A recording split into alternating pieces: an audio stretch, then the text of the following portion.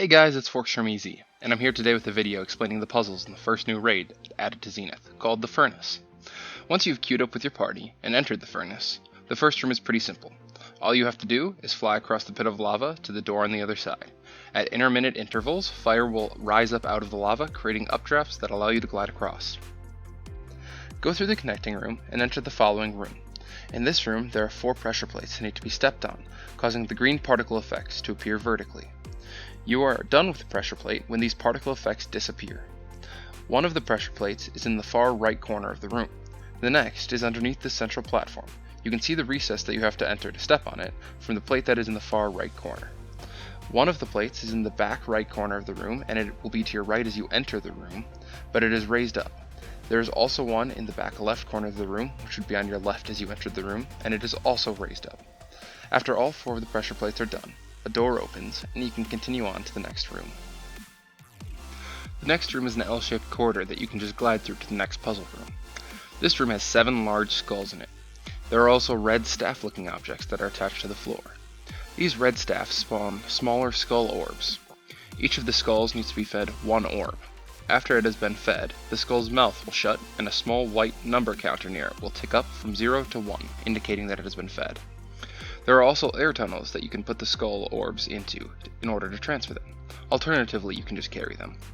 The air tunnels will carry the skull orb in the direction that they are blowing. After all 7 skulls have been closed, a door near the top of the room in between 2 of the skulls opens, allowing you through. A quick side note, some of the enemies will also drop the skull orbs when killed, however it is typically faster just to grab the ones spawned by the red staffs. The following room is a Cylindrical Tower. In order to reach the next room, you have to wait for the currents of fire to create air currents, allowing you to scale the room. Then enter the first open door. After going through the door, you've entered the mini-boss room. There are 3 mini-bosses that you have to kill, but they are locked up in bubbles. In order to release them, you have to burn the crystals littered around the room. To burn said crystals, you need to rotate the 4 towers by spinning the wheel that corresponds to the tower that you are trying to rotate, and point the vent at the crystal that you are trying to destroy. Once the vent is lined up with the crystal, there is a skull that corresponds with each tower.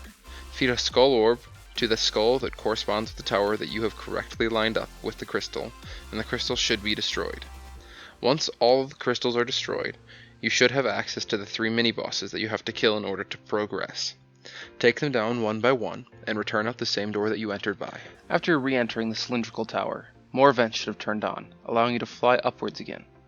Make sure that you are waiting for them to turn on before trying to fly. This will take you to an open door at the top of the tower, leading to a room with many vents and air drafts. This room is simple. From the entrance you come out of, fly along the right wall until you find an open door. Go through the door, down the ramp, then take a left and the boss will be in front of you. Alright guys, that takes care of the puzzle section. Thanks for watching.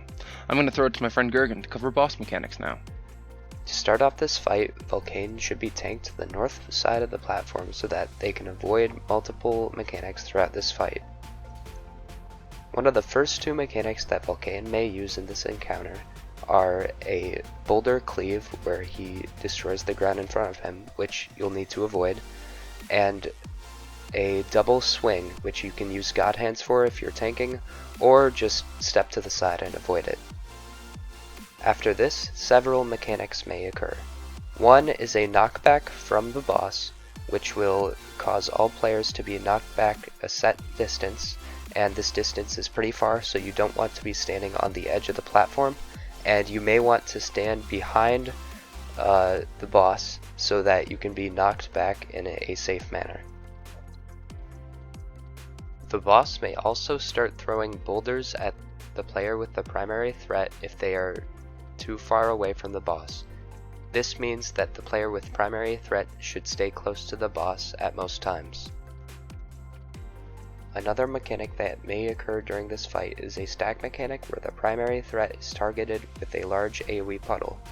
Players should stack inside this puddle to mitigate the damage, or the tank can just take the damage if the rest of the party is low on health. At numerous points throughout this encounter, you'll notice that the lava around the platform will start to rise.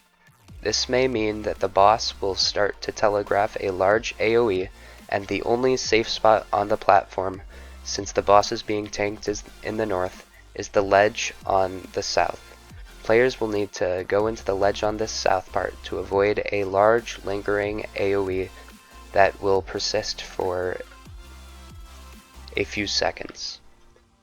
A short side note for the large lava lingering AoE is that you can probably start tanking the boss to the south until the next large lingering lava AoE, so that players can maintain uptime and you have a more comfortable way to tank.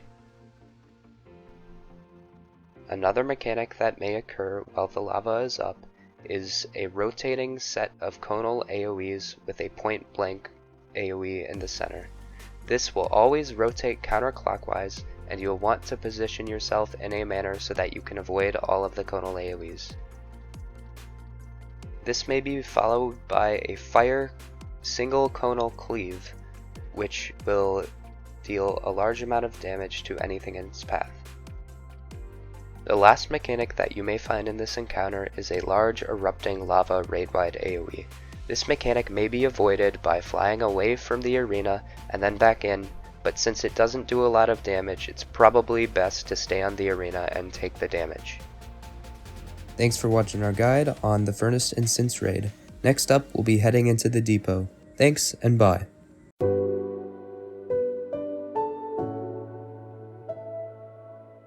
Hey guys, thanks for watching. Please like and subscribe for more Zealots content, and remember, it's GG easy with EZ.